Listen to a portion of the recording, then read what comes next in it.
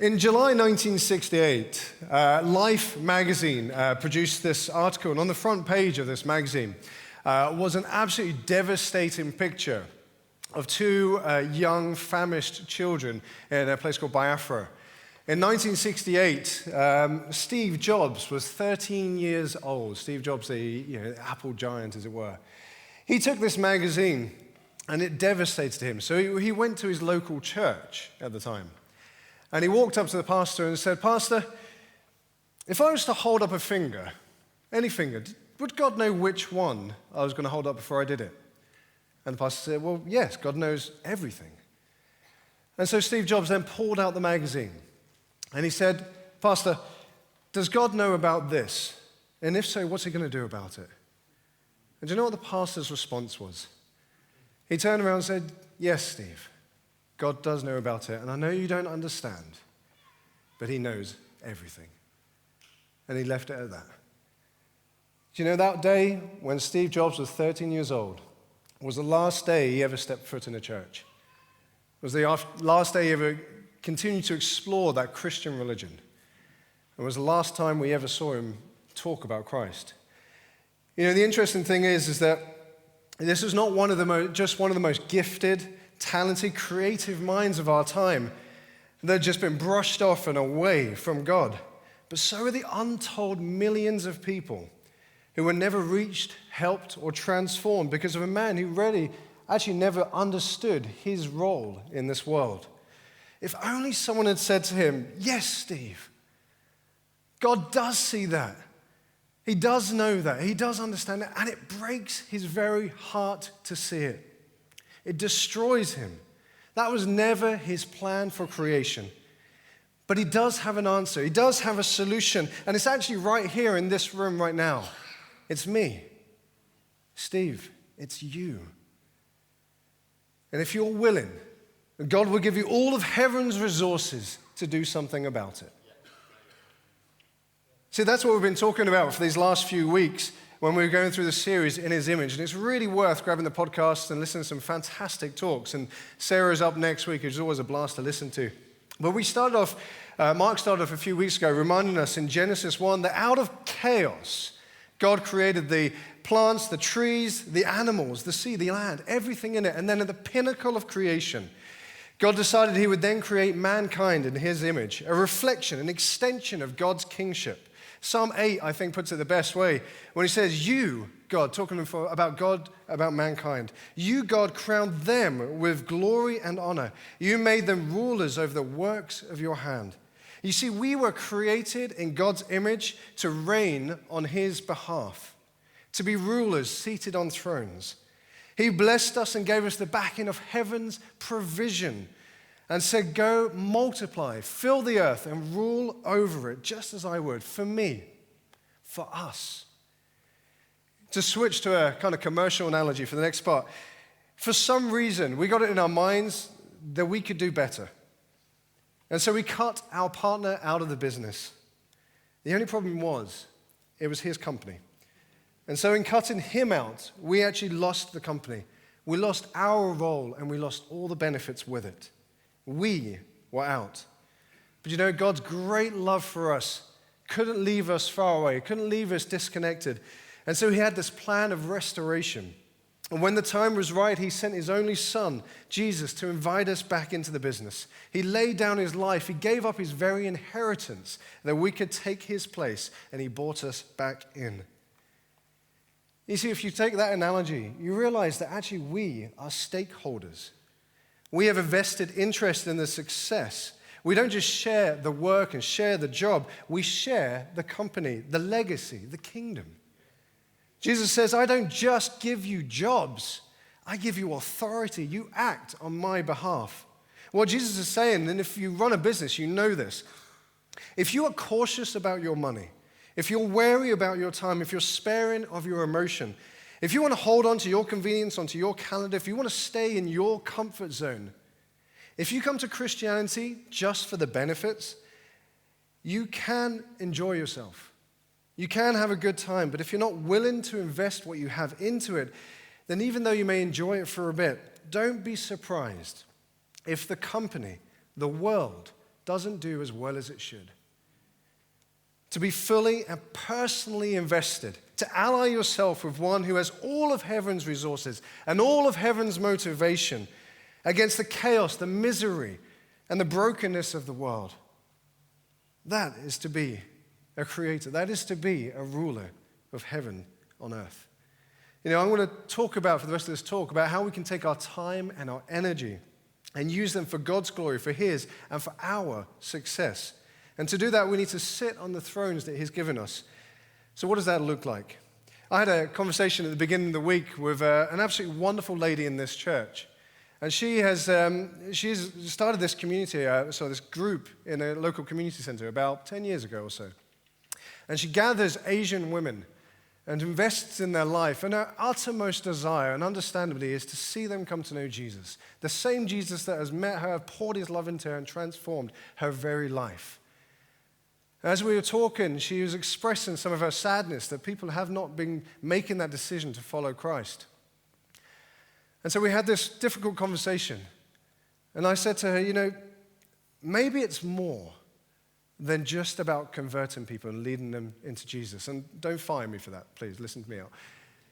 Maybe it's more than that.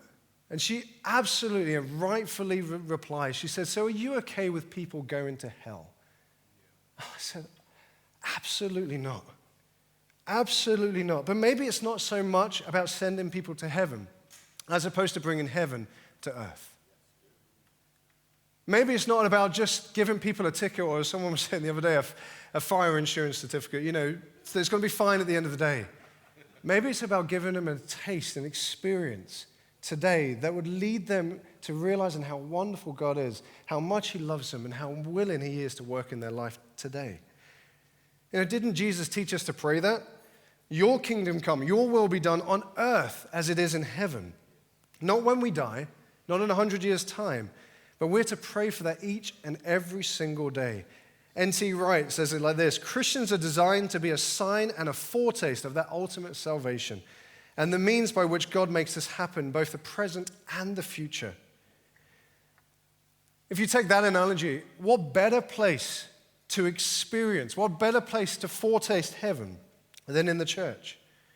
When you gather kingdom-minded people who are seated on their thrones, doing what God has called them to do, you experience God's pleasure, as we did during worship, and some of our pleasure as we watched Chris dance. We enjoy that pleasure that God has for us and the rule over chaos in this world. Whenever I think about church and whenever I think about one of the wonderful impacts it has on people's lives, I always think about a particular friend that I used to live next door to a number of years ago.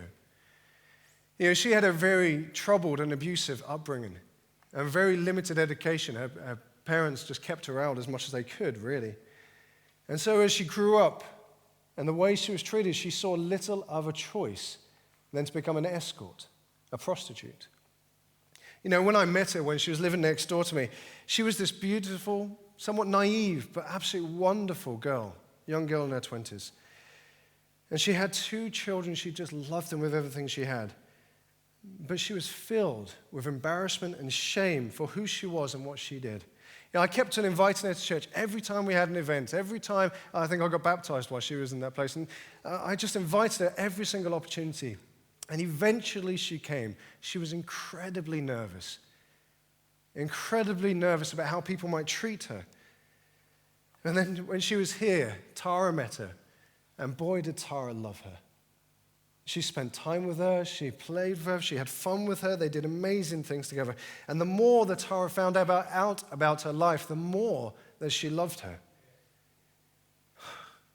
We had the wonderful privilege of leading her to Jesus. And you should have seen her then. She was here every single service with the biggest smile you have ever seen. Her long blonde hair flowing as she ran throughout this place, doing anything and everything she could to make this place happen.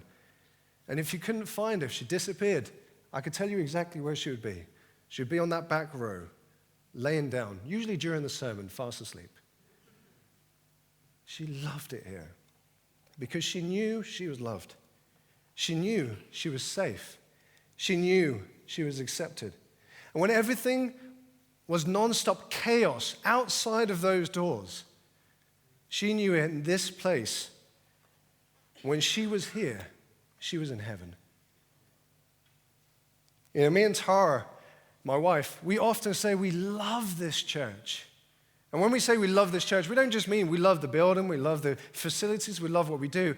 When we say we love this church, we mean we love you guys. If you don't mind, I actually want to spend a little bit of a moment just bragging on you.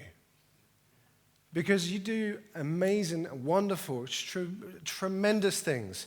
And I would love to brag on each and every single one of you. Me and Tara do it. You know, we find ourselves in the evening just commenting about one of you and saying how God is at work in your lives. And me and the staff do it as well. We do it over lunch. I was talking to the staff just the other day about this.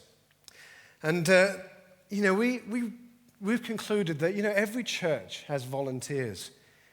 But here, we have engaged, passionate, kingdom-minded leaders who get it, who understand.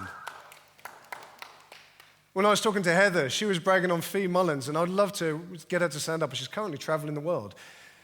So there you go. But she's part of the feed team that takes place on a Monday morning. And she's a teacher, she's educated, she's gifted, and she uses those gifts wherever she can. But on a Monday morning, you would often find her going around cleaning tables. And Heather once asked her, why do you do this? And she'll tell you why, and I'll tell you why. Because she knows the value of every single person that comes through those doors. She knows how much they mean to her and how much they mean to God. And she wants them to know, like if you were having guests around your house and you made a special guest and you cleared the table and you cleaned the house, she wants them to know that we love that they are here. We love that they have made that journey to come here. And we are delighted to see them.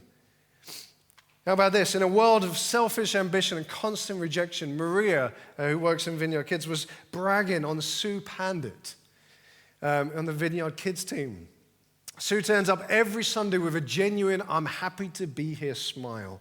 She encourages everyone she talks to. She appreciates everything that someone does, and she's always grateful, always enthusiastic. Will never hesitate in listening to people, will never hesitate in praying for people. She loves everybody she comes into contact with. It brings her utter joy. And in actively loving those around her and actively caring for the team, she actually releases Maria and the team to do what they can only do on every single Sunday morning for our children. And if you let me take that a little bit further, Steph Britton emailed me last week about one of the experiences. I could have loads of these stories, but let me just tell you one. She was at home complaining of a back problem, and she just talking to the kids, you know, moaning about it as you do as parents. And she and her 8-year-old son, without any hesitation, there you are. Any hesitation, came and just gave her a massive hug. And then her 5-year-old daughter says, Mummy, can we pray for you? And I love this. So they've been taught 5-step healing model, how to pray. First question is, you know, what's your name and you know, what's wrong and everything else. So the 5-year-old daughter and the 8-year-old son put a hand on the shoulder and say, what's your name?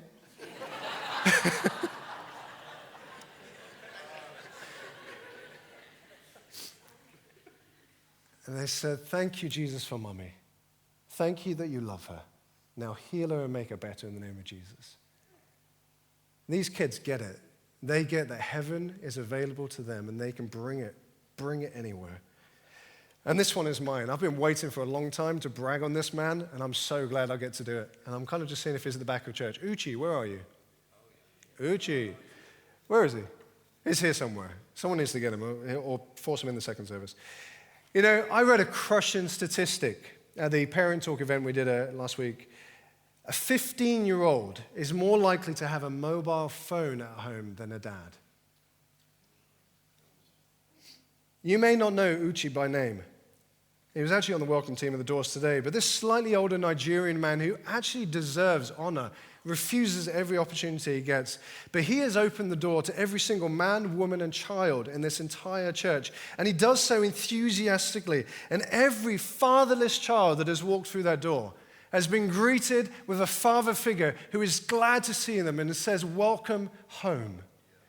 In a place where they have no one else in the world that even is interested in them in that way. He acts as the Father in heaven would act if he was standing there looking at them eye to eye. It is important. And Yuchi models how important it is to have men at the front, at the refreshments or on the welcome team, As we look at our fatherless world and say we need men to stand there because the younger people are watching how you treat when people don't give you anything back. I genuinely could brag on this church, and I could genuinely brag on individuals all day, but whatever team you're on, in whatever way you serve, you are bringing heaven to earth.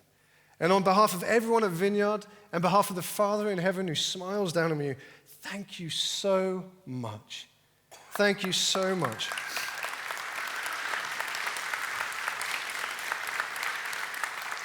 And let me say this, if you've experienced that welcome, that care, that love, and you're grateful but not yet involved, we need you to be part of this church, part of making heaven on earth in this place, part of making heaven on earth for every single person that walks through those doors. As I said, you're a stakeholder. You have a vested interest in its success. We don't just share the work, we share the company, the legacy, the kingdom.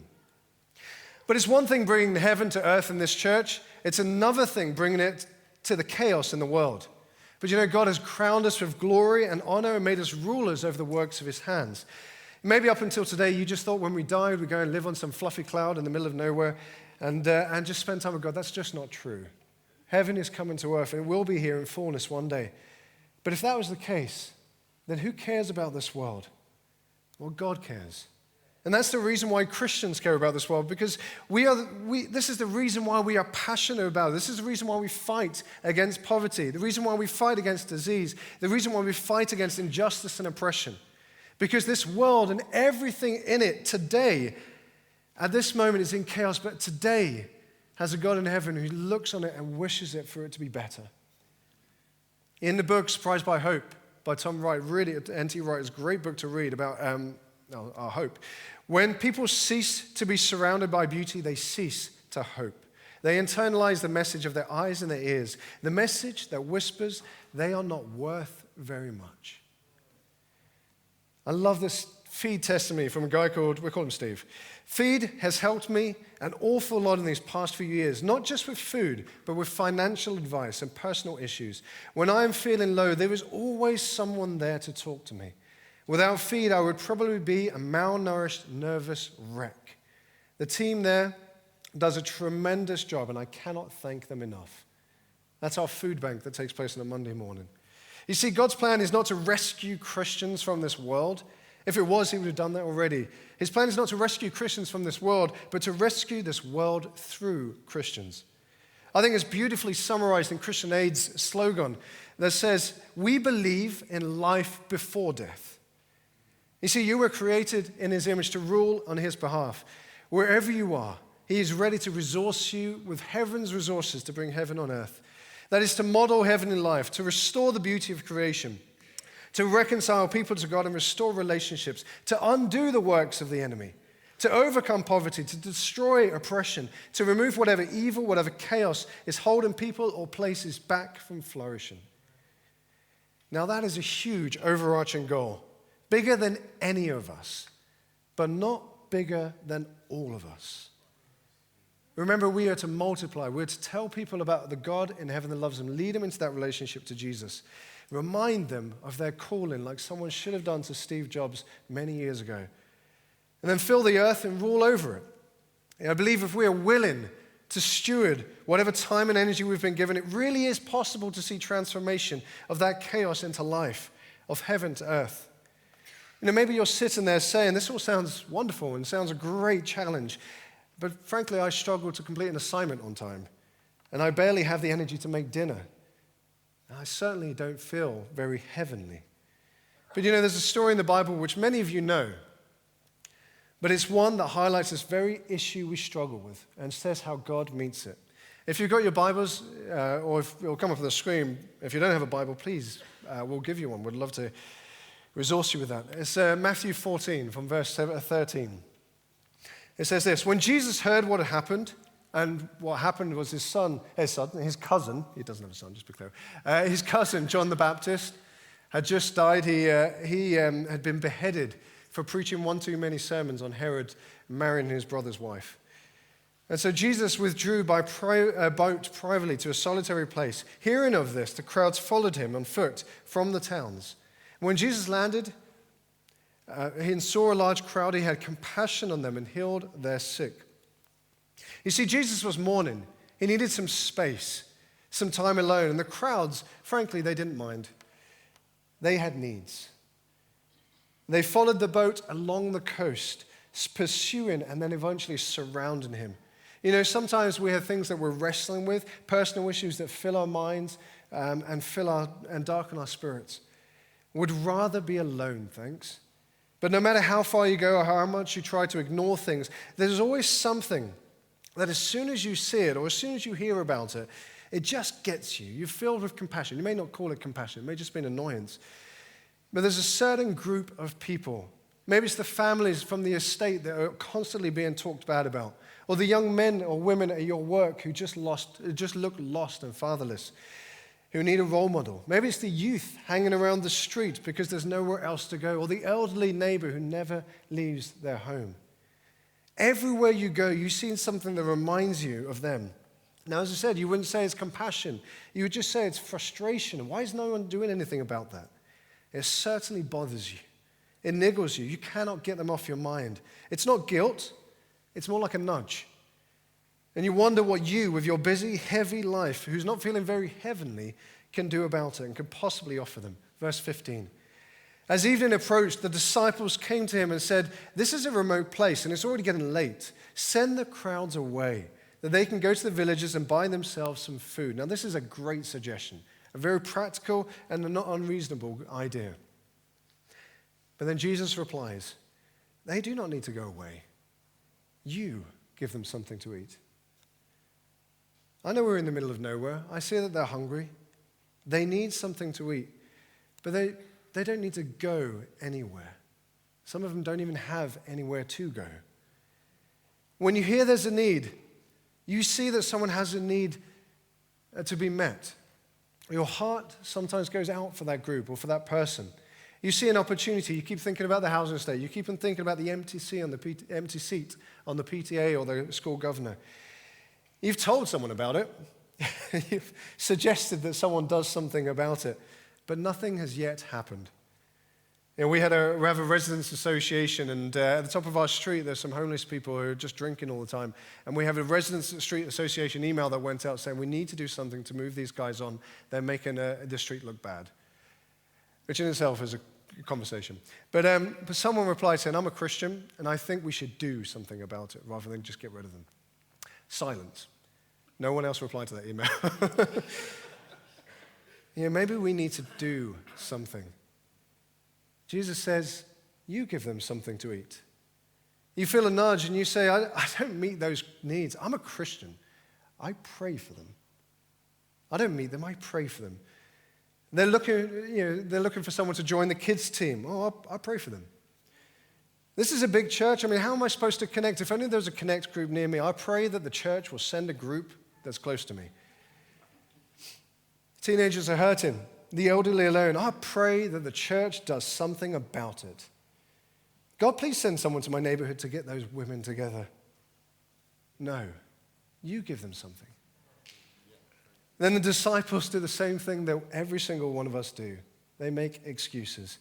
We only have 5 loaves of bread and 2 fish. We can't imagine this, but you've got to realize they're face to face with Jesus right now. And their typical answer probably shouldn't be, "Do you know what, God? Nah, we're not going to do that. We talked about it and we decided it's too much. We can't be bothered." So they make excuses. They list their reasons. I don't have time. I don't have experience. I haven't studied theology. I don't know how to do this. I don't even know how to cook. That's sadly true for me. We only have 5 loaves and 2 fishes. This is genuine excuse. Think of the math. 5,000 people, 5 loaves. Actually, it's about 15,000, but let's go to 5,000. 5 loaves of bread. Okay, if we whittle it down, let's say 500 people in this room, that's half a loaf of bread for every single one of us to share. Not each, to share. It's a genuine excuse. They actually aren't equipped. They actually don't have the resources. Jesus, I think you have the wrong people for this. Jesus replies, "Bring them here to me." Oh, I knew he was going to say that. But here's what he's saying. Jesus, I can't. I just don't have, this is all I have. That's fine. Just bring me what you have.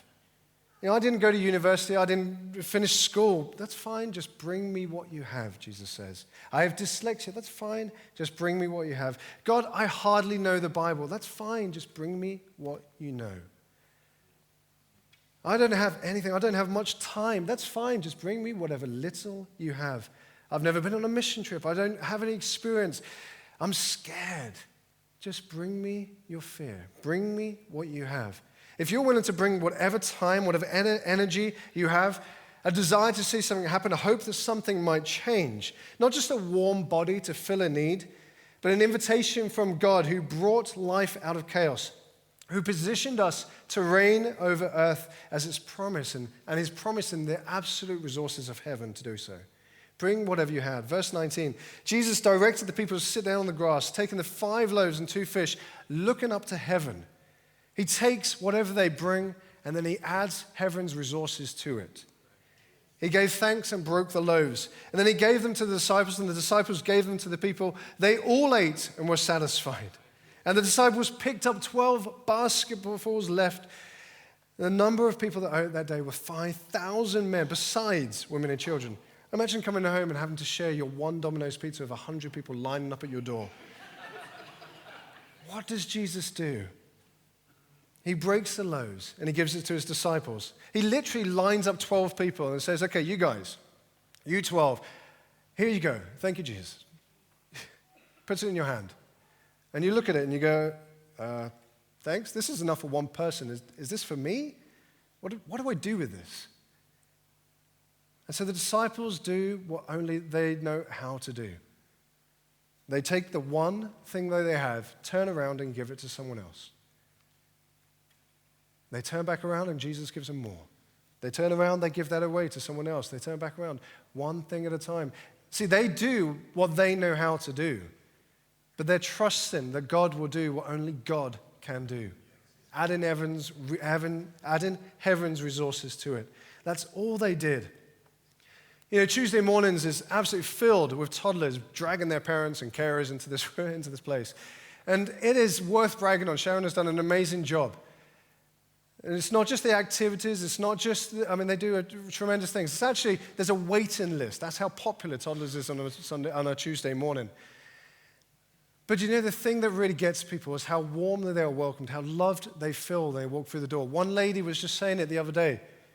She said, when I came here to toddlers, it was the first time since I've had a baby that someone made me a cup of tea and I got to sit down and drink it. The first time since she had a baby.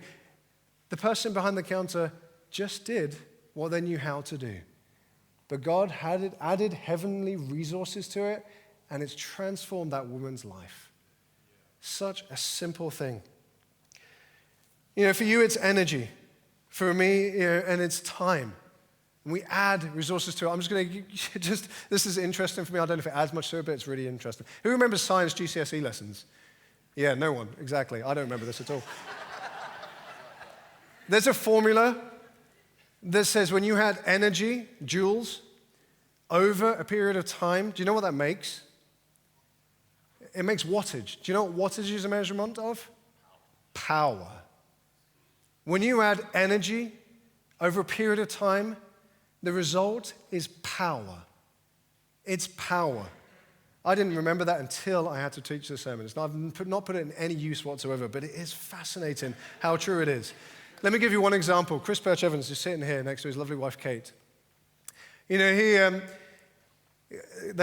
guys kind of oversee our Family Connect groups. And many years ago, Chris had a thought, just a thought. If you grow up in church, you're surrounded by people who genuinely love you and want to see you thrive. You're known by name. You run around and people just smile at you. What about those people that don't go to church? What if they don't have that? He thought, I don't know how I'm going to do this, but I want to know if I can bring the wonder of church to the people who are never even compelled to walk through the doors of church.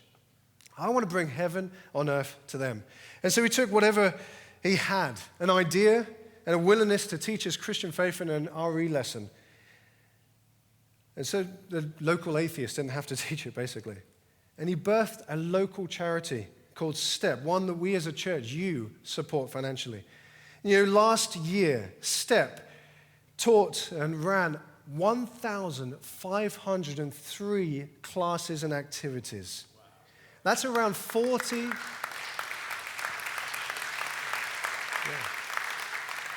That's around 45,000 face-to-face student hours. Chris offered his time and his energy and did what only he knew how to do and trusted that God would do what only God could do and add to it. Mother Teresa said once, "If I look at the crowd, I will never act. But if I look at the one, I will." There is a tremendous opportunity, a tremendous privilege behind just giving what we can.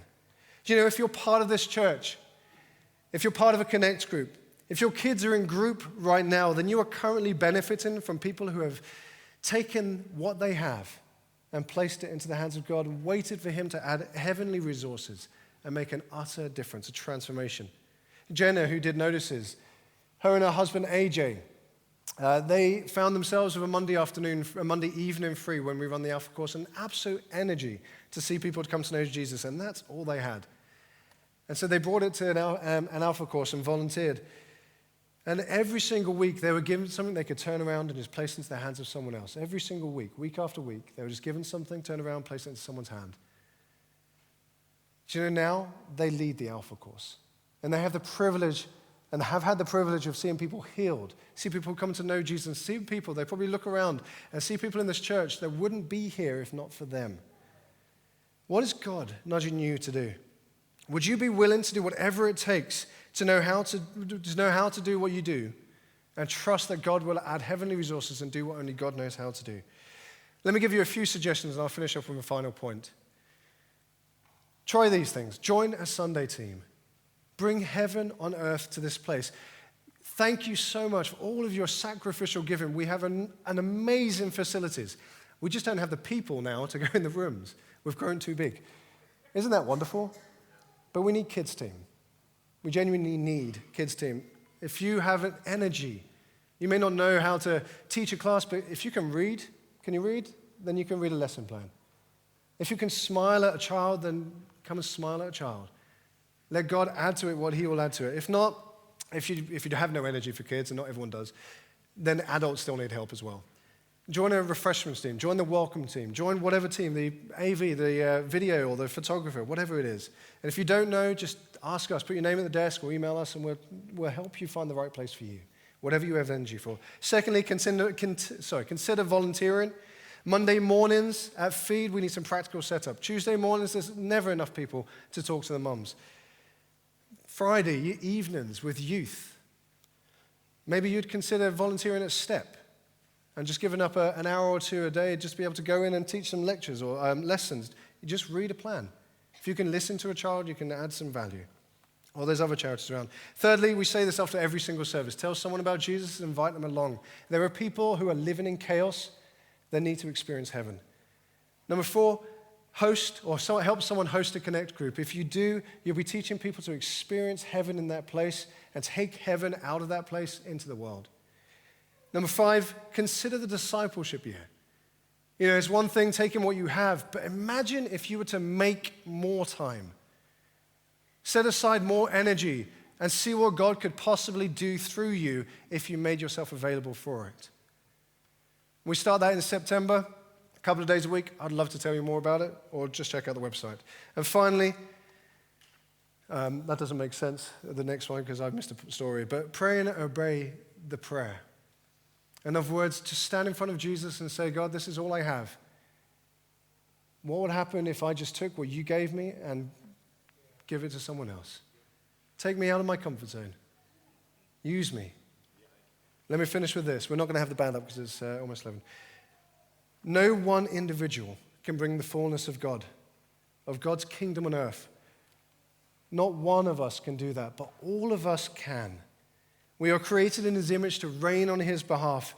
And if we take whatever we have, place him into God's hands, let him add heavenly resources to it, then we can see heaven break out on earth. We can take our thrones and make a difference. In the 1930s, when Mussolini not a very nice guy, was strutting his force across much of the Mediterranean world. He was asked to explain his swift rise to power, and he answered, "I found Europe full of empty throne rooms and simply walked in and took them." There are empty throne rooms that you are needing to sit on. There are empty thrones that you need to sit on to rule. And if you don't sit on them, someone else will. If you don't step into that role, someone else will. If you don't meet those people's needs, who will? Take your energy over a period of time and let God turn it into power.